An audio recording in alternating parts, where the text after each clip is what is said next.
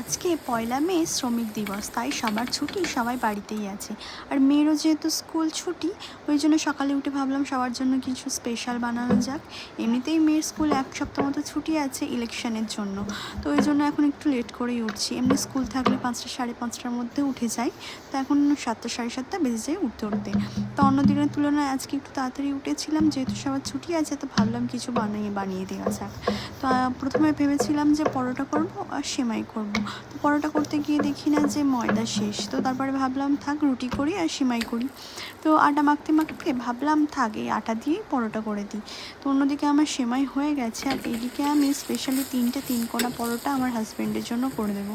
ও একটু special treatment পছন্দ করে, তো ওই জন্য ভাবলাম ওর জন্য 3 কোনায় পরোটা করে দিই, আর আমরা এমনি নর্মালি করে নিই।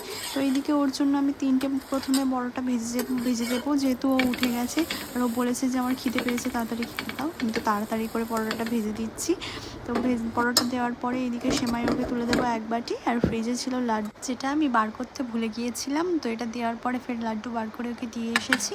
তো এই যে আমার এদিকে ওকে ব্রেকফাস্টটা দিয়ে আসবো, তারপরে বাকি পরোটাগুলো ভেজে নেব।